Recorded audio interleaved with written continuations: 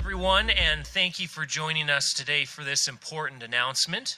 I'm Mark Schultz. I'm president of the Canadian Association of Energy Contractors, and it is my privilege to represent our members who play a vital role in Alberta's energy sector. We are here to celebrate a significant step forward in supporting our industry, and I'm delighted to be joined by key partners in this effort. It is my great pleasure to introduce the Honourable Devin Dreeshen, Alberta's Minister of Transportation and Economic Corridors. Minister Dreeshen has been a strong advocate for reducing regulatory barriers and fostering a business-friendly environment in our province. His leadership has been instrumental in modernizing policies that benefit our energy contractors and their workers, and today's announcement is a testament of that commitment. Please join me in welcoming Minister Dreeshen as he shares more about this exciting development. Minister. Well, thank you so much, Mark, and good morning, everyone. It's so great to see everybody here today. And I'm obviously pleased to be here with representatives from the Canadian Association of Energy Contractors and Mark Schultz to announce an important agreement that strengthens Alberta's energy sector and supports our government's commitment of reducing red tape. Now, today we are announcing the renewal of the agreement between the Government of Alberta and the Canadian Association of Energy Contractors. This agreement helps keep Alberta's roads safe while making it easier for oil well drilling service rigs to spend more time in the field and less time dealing with administrative burdens. This revitalized agreement reflects industry's needs by removing outdated requirements and reducing administrative burdens that, in many cases, are redundant.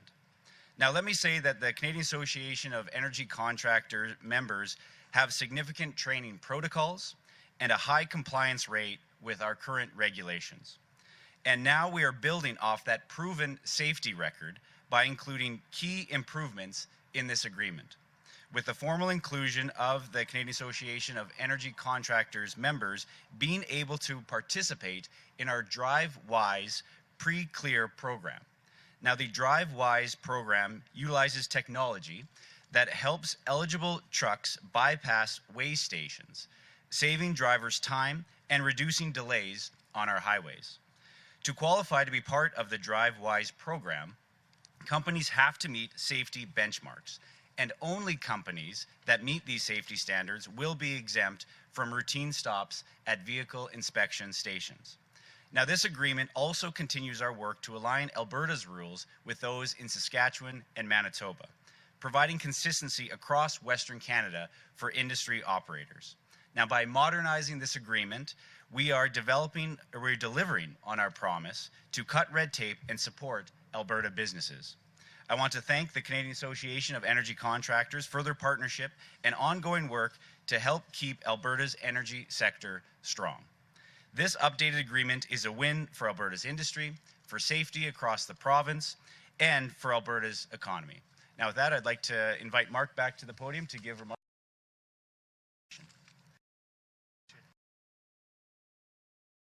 Thank you, Minister Dreeshen, for your partnership of our members, their dedicated crews across Alberta. I want to express our deep appreciation for this renewed and modernized Memorandum of Agreement. At CAOEC, safety is non-negotiable. Our members adhere to rigorous training protocols and maintain an unwavering focus on compliance to ensure our operations protect workers, our equipment, and of course the public. The inclusion of CAOEC service rig members in the Driveways Pre-Clearance program recognizes our industry's commitment to those high safety standards. Allowing eligible rigs to bypass vehicle inspection stations not only saves valuable time and fuel, but it also reinforces our shared commitment to safe and efficient operations. I also want to highlight that we are actively working with the provinces of Saskatchewan and Manitoba on a harmonized MOA approach similar to Alberta for our service rig transportation regulations in those provinces. And consistency across Western Canada will streamline operations for our members, reduce administrative burdens, and strengthen the overall Canadian energy sector as a whole. But let me say this, it was the Alberta government back in 1999, over 25 years ago, that signed the original service rig MOA with our association and has worked with us to secure agreements in other Western provinces over the years. These agreements truly reflect a collaborative approach, and we're grateful for the Alberta government's willingness to listen to industry needs and act decisively. To our members and stakeholders here today, this is a win for safety, for efficiency, and for Alberta's economy. We look forward to continuing this partnership with the Alberta government and to ensuring our industry remains competitive and sustainable. Thank you once again, Minister, and thank you all for being here to mark this important milestone for our sector.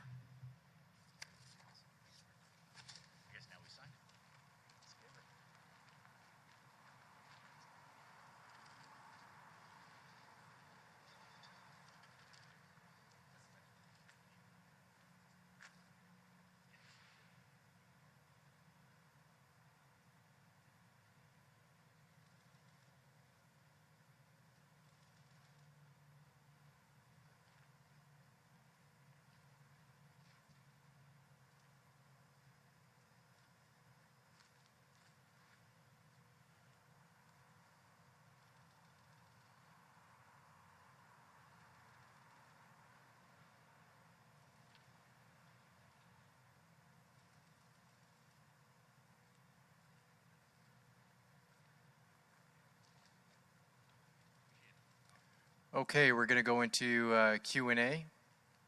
Mr. Dreeshen, if you can get back to the podium.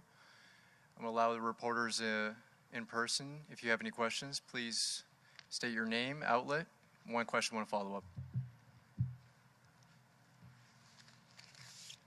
Yes. Hi, Ian Gustafson with RD News Now here in Red Deer. Just my question for Mr. Dreeshen here is, how does this impact Albertans and, strengthen the industry, as you said before? So our oil rig service providers do a great job, and they're all over the province, and they spend so much time, again, in the field, and when they load up, they're essentially the same convoy. It's the same trucks with the same weight, with the same equipment on it that go from location to location. And this has been a long-standing industry concern of always having to stop, go to the weigh stations where the drivers themselves will probably be able to, within a kilogram, be able to say what the actual truck is going to weigh because they've done it so often. So this isn't an issue of overloading a truck because they are standard pieces of equipment. And this will really just, not just help everybody in the convoy be able to get to their next service rig, but it'll just help the efficiency of oil rigs across the province, and something that we'll obviously be working with Saskatchewan and Manitoba to see if we can harmonize with their regulations as well. So this is just a big common sense win for Alberta's energy sector. And then I just have one more question. You mentioned that this is a partnership that has been, something for quite a few years now. So I'm just wondering, how does this MOU change things? How is it different, I guess, from before? Well, I know, Mark, if you want to talk about the history, but obviously the government of Alberta and the Canadian Association of Energy Contractors have a long-standing agreement. The Alberta energy sector is such a huge contributor to our economy. There's tens of thousands of workers all across the province that have great mortgage-paying jobs because of our energy sector, and the government of Alberta understands that, respects that, and our energy workers are so important. So that's why we're always wanting to find ways to make sure that we can make their life easier, that we can make this a very business-friendly environment for them to operate. But Mark, if you maybe want to provide some words on just the overall history. Sure, thanks for the question. This is a very unique industry for the province of Alberta. Actually, behind me here is an example of what a service rig looks like. The primary purpose of this rig is to produce sustainable oil and gas products here in the province of Alberta, but also across Western Canada. And so these agreements, what they do is they recognize the unique transportation requirements that this industry needs. Almost 95% of the operational time that this piece of equipment performs is well servicing operations. About 5% of the time, and sometimes fewer than 500 kilometers a year, gets generated on a piece of equipment like this. So the risk level, the risk portfolio is quite different than other pieces of equipment. And of course, the importance of safety, the other standards and training programs that we have in place allow us to ensure that we have proper safety protocols on the public roads. So it's recognized in a very unique industry, recognizing the importance of this industry, and ultimately ensuring that this piece of equipment can do what it does best: stay in the field producing the most sustainable energy anywhere on planet Earth, right here in the province of Alberta. Thank you for your question. We're going to go online. Operator, if you want to let our first caller through. The first question is from the line of Alicia Fieldberg from CTV Calgary. Please ask your question. Thank you so much. My question is for Minister Dreeshen. It's about pipelines. What company or companies have expressed interest in building a new pipeline in Canada, and are any looking at paths through British Columbia? Great question. I know the Premier had a really good conversation with Prime Minister Mark Carney over the weekend, and the conversation of economic corridors and pipelines obviously came up. We, for quite some time, since 2.5 years of me being Transportation Economic Corridor Minister, have been promoting economic corridors, not just within Alberta, but across Canada. That's why I've signed economic corridor agreements with Saskatchewan and Manitoba, as well as the Northwest Territories. Premier Smith's been doing an amazing work with the 7 western provinces and territories to try to find an agreement to be able to get economic corridors built and established across Canada. And that's really a true economic corridor is agnostic to a type of a project within it. So that's anything from a railroad, a highway, utility transmission line, or a pipeline. And that's something that Premier Smith's conversation with Prime Minister Mark Carney seemed to be going in the right direction. But there's still a laundry list of federal issues that need to be addressed. And that's something that we're in a wait-and-see position when it comes to Bill C-69, the Federal Impact Assessment Act, that the previous Liberal government put in place, a oil tanker ban out of Port of Prince Rupert, which is still in place. So these ongoing issues are something that we've heard from industry that are very concerned of wanting to invest and build new pipelines or new projects in Canada because of this federal government and the regulations and legislation that they have that really has dried up that investment climate. So it wasn't too long ago that we had over a dozen LNG projects interested here in Canada, and then they've obviously dried up except for a handful. So that is something that we're currently trying to make sure that we can send those signals to industry that they can invest in new pipelines in Canada, and we can obviously increase our production because we have trillions of dollars worth of oil and gas here in Alberta, but it's worthless if we can't get it out of the ground and to markets around the world. So we're very pro-energy, pro-development, but we got to have a federal government that works with us instead of works against us. Follow up? What is your response to British Columbia's opposition of a pipeline through its province? So when it comes to, that's where the federal government really needs to step up, because no province can block another province's access to tidewater, to markets. That's why we have international trade is a federal jurisdiction. So whether it's Saskatchewan, Manitoba, BC, Alberta, we can't block other provinces to be able to get to markets around the world. That's why we have a country. That's part of the Constitution. That's why we should be working together. So that's something that we need to see federal leadership on. And it's something that, as I mentioned before, Premier Smith's been working with BC, the 3 prairie provinces, the 3 territories, that group of 7, to be able to make sure that we can have agreements and have an understanding that a strong Alberta and a strong oil and gas sector in Canada benefits not just Albertans and Alberta families, or Albertan families, but also Canadians all across the country. So we need to be able to promote that, and if it's public work that we need to do with the current BC government, we're obviously we're doing everything we can to make sure that they see the importance of Alberta's energy sector. Next caller. Next question is from the line of Emma Graney from the Globe and Mail. Please go ahead. Yeah, g'day. This is for Minister Dreeshen. Thanks for taking my question. Just talking there about this idea of Saskatchewan and Manitoba, obviously there are a lot of discussions right now about loosening up those interprovincial kind of trade barriers, let's say. I'm just curious, is there actual regulations that need to be changed here, and how are those discussions with other provinces going at this point? So we obviously have our federal, provincial, territorial meetings that happen annually. Saskatchewan, Manitoba, we've had great relationships in the past to try to make sure that we can harmonize, especially our transportation regulations. We've recently made changes to Class 1 licensing here in Alberta. We're trying to have a Red Seal certification when it comes to Class 1 truck drivers, where it's an apprenticeship style of licensing, which we think is a big improvement to the current MELT program. And that's something that we've been promoting in other provinces, because to get a Red Seal certification, that journey person ticket, you need to have 5 other provinces sign off on that. So Alberta's been leading the way, trying to get other provinces to see the importance of that. But when it comes to Saskatchewan, Manitoba on this, Mark, if you want to provide some words that you've been advocating for quite some time to try to harmonize on the service oil rig side. Yeah, great. Thanks, Emma, for the question. So in Saskatchewan, we've had a similar agreement, similar transportation MOA in place in that province since 2003.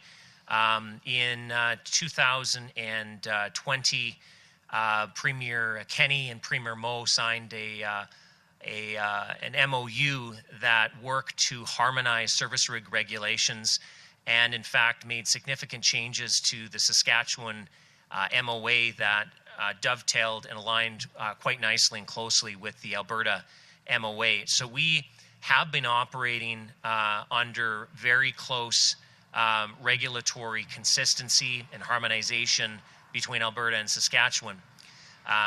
Last year in December, I met with the new Minister of Infrastructure and Transportation in the province of Manitoba. And we are now working with them diligently to establish a similar MOA in Manitoba that will harmonize essentially service rig regulations from Alberta, Saskatchewan, and Manitoba. We anticipate signing an agreement with the province of Manitoba sometime in the fall of this year. And as well, we are having preliminary discussions with the province of British Columbia to establish a similar MOA. But certainly I believe that the Manitoba government will be the first out of the gate, I think, with their agreement signed in the fall, and we'll continue to work with the province of British Columbia on similar agreements. But let me just say this, at the end of the day, this is important work on behalf of the sector. Governments coming together, collaborating with industry, to regulate our industry that meets the needs of both the contractors, our people, while at the same time protecting the public at roadside. These are incredibly important agreements. They allow our industry to do what we do best, which is producing sustainable oil and gas and energy products for the people of Canada, but also for export around the world. And we look forward to continuing that collaboration so that we can finally have essentially a harmonized agreement right across Western Canada, from northeast British Columbia all the way down to Manitoba. And I believe that we're making some good progress to ensure we reach that potential. Follow-up? I always have a follow-up. Yes, Mark, this one's actually for you, mate. Just off what you were just saying there, when it comes to those interprovincial barriers that you do see, is there anything else that needs to be worked on for the energy sector in terms of making trade and making, transport, just making, I guess, it easier for the sector across different provinces? Well, look, I would say for our specific sector, when it comes to service rigs, I think the big win is if we can have, again, a harmonized MOA across Western Canada from BC all the way to Manitoba. I think that would go a long ways to ensure that contractors that operate in the various provinces have the ability to seamlessly move equipment to the oil and gas fields and plays that require our equipment. So I would just say this is I just want to applaud the Alberta government's approach in working with the industry and really showing the leadership that helps other provinces really understand the unique transportation needs of this sector, and then helping us with those conversations directly at a policy level to ensure that we're able to move forward in a very collaborative and efficient way. So we've made huge strides, Emma. The fact that in 2020, when there was an MOA between Premier Moe and Premier Kenney, we made huge strides in bringing those two provinces together to harmonize essentially the service rig regulations on the transportation side. And the fact that we're now going to be introducing Manitoba into that equation in the fall, and then and having good discussions with BC, I think we're moving in the right direction. It means that I think as a whole, as a country, about removing internal trade barriers, allowing us to be able to finally, as a country, as Western Canada, to be able to seamlessly move our equipment and our people and our talent all across Western Canada, so that we can continue to produce sustainable energy products in the world. I think there's a bright light at the end of the tunnel that I think we're slowly progressing to. Next caller, please. The last question is from the line of Catherine Gurkowski from Alberta today. Please go ahead. Yeah, good morning, Minister. So I'm wondering, with this DriveWise program, what sorts of efficiencies have you seen on the law enforcement side, if any? So our DriveWise program is tailored for commercial carriers that obviously have an excellent safety record and have been pre-approved. It's almost like if you're in an airport, it's like the Nexus program when it comes to driving around Alberta highways. So it'll actually be a transponder in the truck that will actually allow them to be able to go by any vehicle inspection station without having to stop. So obviously, as I mentioned before, these pieces of equipment, oil service rigs, they're the same piece of equipment with the same weight that is obviously legal on the trailer to be able to drive around on our highways.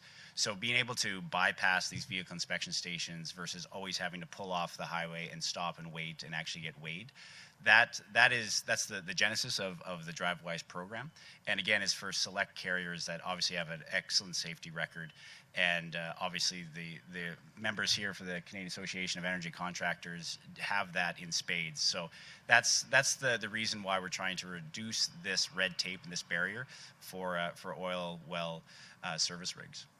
Follow up. Yeah, and since everybody's talking economic corridors, I know there's been a lot of chatter about the Port of Churchill, but I understand that terrain in there, it's rocky, in some places there's permafrost, the soil shift, it's kind of mushy ground. I'm wondering, what sorts of technical challenges have you been talking about with your Manitoba colleagues when it comes to building these economic corridors? Well, when it comes to the Port of Churchill, it's muskeg is the biggest issue going into northern Manitoba. So obviously that soft, spongy land. There is a railroad up there that's had tremendous challenges to be able to get built up so that you can have relatively good speeds of product being shipped up to northern Manitoba, up into Hudson's Bay. So there has been federal investments and provincial investments into improving the Port of Churchill and that rail line going up there. And when it comes to possible economic corridors going through Manitoba, Port of Churchill has always been a conversation piece. The current Manitoba government is very supportive of grain shipments going up into that port. But there's obviously conversations of possibility of the Nelson River in Manitoba as well, to be able to have a new port there. So when we talk about economic corridors, obviously there's our existing infrastructure that we have going out to the Port of Vancouver, which is the #1 port in Canada, Port of Prince Rupert, which is close to being the silver medalist, the second highest volume port in the country.